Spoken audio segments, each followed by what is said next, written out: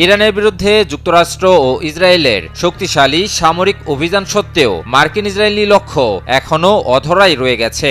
ইরানের শত শত হামলা আর হাজার হাজার স্থাপনা ধ্বংস করেও যুদ্ধ পরিস্থিতি এখন এমন এক পর্যায়ে পৌঁছেছে যেখানে স্পষ্ট বিজয় কারো হাতেই নেই। তবে কি ইরানের বিরুদ্ধে যুদ্ধে মার্কিন ইসরায়েলি কৌশল ব্যর্থ হতে চলেছে? গত ২৮ ফেব্রুয়ারি ইরানের শাসন ব্যবস্থা পরিবর্তনের লক্ষ্যে যুক্তরাষ্ট্র ও ইসরায়েল যৌথভাবে দেশটিতে সামরিক আগ্রাসন শুরু করে। আগ্রাসন শুরুর পর থেকেই ইরানের গুরুত্বপূর্ণ স্থাপনা লক্ষ্য করে ব্যাপক ধ্বংসযজ্ঞ পরিচালনা করে মার্কিন ইসরায়েলি বাহিনী। কিন্তু এসব সামরিক ধ্বংসযজ্ঞ রাজনৈতিক জয় এনে দিতে পারেনি, বরং যুদ্ধকে এক অচলাবস্থায় নিয়ে গেছে। মার্কিন ইসরায়েলি যৌথ শক্তির বিরুদ্ধে শক্ত প্রতিরোধ গড়ে তোলে ইরান। মার্কিন ইসরায়েলি আগ্রাসনের পাল্টা প্রতিক্রিয়ায় ইরান ইসরায়েলের ভূখণ্ডে ক্ষেপণাস্ত্র ও ড্রোন দিয়ে বিধ্বংসী হামলা চালায়, মধ্যপ্রাচ্যে অবস্থিত মার্কিন ঘাঁটিকে ধ্বংসস্তূপে পরিণত করে এবং সমুদ্রপথেও হুমকি চলমান রাখে, এমনকি যুদ্ধকে পার্শ্ববর্তী দেশগুলোতেও ছড়িয়ে দেয়। ইরানের যুদ্ধ কৌশলের মূলে রয়েছে অসম যুদ্ধ ও দীর্ঘমেয়াদী প্রতিরোধ কৌশল। এর মাধ্যমে প্রতিপক্ষের উপর যুদ্ধের খরচ ও চাপ অত্যাধিক বাড়িয়ে দিয়েছে ইরান।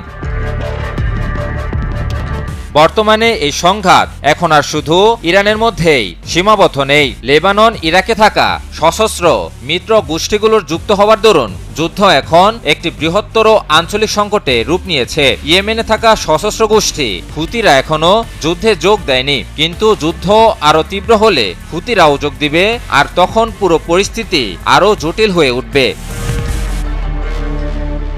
এদিকে চলমান যুদ্ধে যুক্তরাষ্ট্র নিজেই একটি কৌশলগত সংকটে রয়েছে। যুক্তরাষ্ট্রের অবস্থান কখনো যুদ্ধমুখী, আবার কখনো কূটনৈতিক, যা নির্দেশ করে যুক্তরাষ্ট্রের আসলে স্পষ্ট কোনো লক্ষ্য নেই। এটা এখন স্পষ্ট যে শুধুমাত্র ইসরায়েলের প্ররোচনাতেই এই যুদ্ধ শুরু করেছে মার্কিন যুক্তরাষ্ট্র।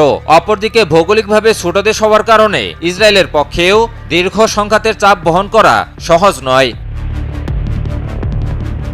বিপরীতে ইরানের লক্ষ্য খুবই সহজ ও সুস্পষ্ট, যুক্তরাষ্ট্রকে সামরিকভাবে পরাজিত করা কিংবা ইসরায়েলের সামরিক সক্ষমতা নির্মূল করা কোনোটিরই প্রয়োজন নেই ইরানের। যুদ্ধে জয়ী হওয়ার জন্য ইরানের শুধু টিকে থাকাই যথেষ্ট।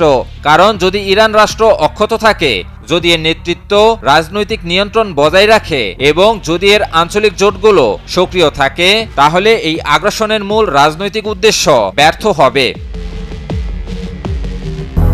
200-র বেশি সার্ভিস ও ফিচারে লেনদেনের সব বিকাশ অ্যাপে সম্ভব। বিশ্লেষকদের মতে এই যুদ্ধে কয়েকটি সম্ভাব্য পরিণতি হতে পারে। যুক্তরাষ্ট্র হয়তো জয় ঘোষণা করে পিছু হটতে পারে অথবা নতুন কোনো চুক্তির চেষ্টা করতে পারে। তবে সবচেয়ে সম্ভাব্য পরিণতি হলো দীর্ঘস্থায়ী যুদ্ধ, যা ধীরে ধীরে আরো বড় আঞ্চলিক কিংবা বৈশ্বিক সংঘাতে রূপ নিতে পারে।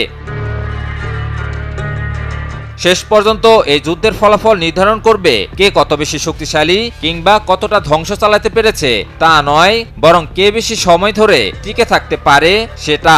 আর ইরান যদি টিকে থাকতে সক্ষম হয়, তাহলে কৌশলগতভাবে জয়টা তাদের পক্ষেই যাবে। ইমন আলী, নিউজ 24।